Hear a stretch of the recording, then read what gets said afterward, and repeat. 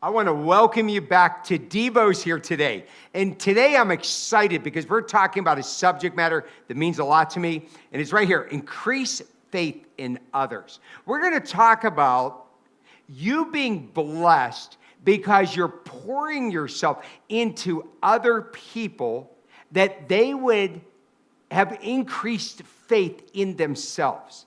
Now, I came up with this idea for a devotion because of my son, Randy. Randy was great at this. Randy just lived for other people. If you knew my son, he just loved people, was always helping people. And you know, when you get to heaven, that's going to mean everything. And so I hope this works out well for you.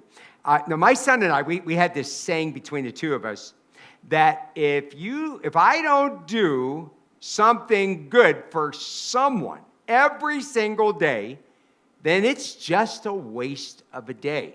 Okay, so I don't want you wasting your days. Now look with me here in Romans chapter 14, verse 7. He says, "For none of us liveth to himself, and no man dieth to himself."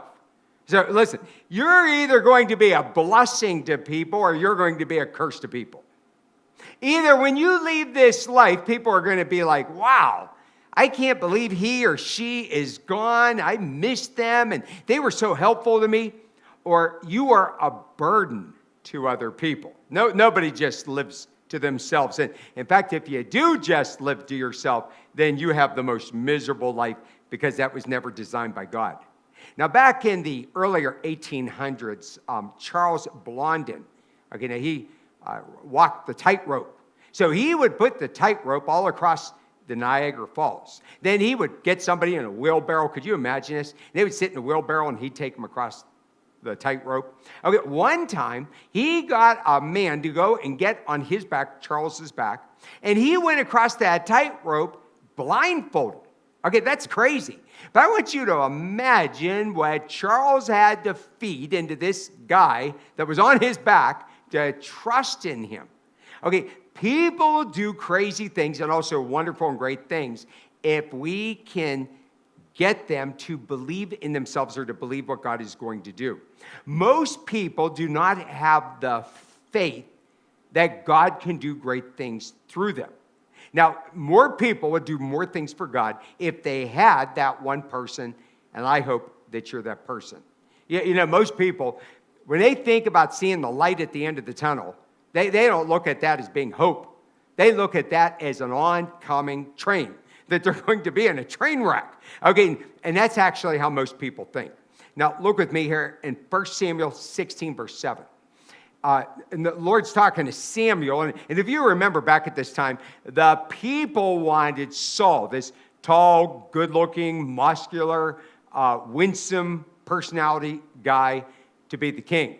But God wanted David. And David was just a little guy, and it didn't seem like there was much to him. But it says, but the Lord said to Samuel the priest, he goes, now I don't want you looking at his countenance of David or on the height of his stature, because I have refused him. I've refused that. That's not the way that God looks at people. He said, but the Lord seeth not as man seeth, for man looketh on the outward appearance, but the Lord looketh on the heart. Now, if you know anything about David, the Bible says that David was a man after God's own heart. So first of all, I want you to check your own heart out. But also, I want you to say that this day forward, I want God to use me in a great way to help other people. You know, there's all sorts of negativity out there and negative voices speaking in our heads. But what I want you to do, I want you to be a positive voice of God, reaching out, helping other people, living your life for others, and not just living it for yourself. So again, here's the challenge. I want you to do something this day to reach out to help somebody else, that they would have faith in themselves that God's going to do great things.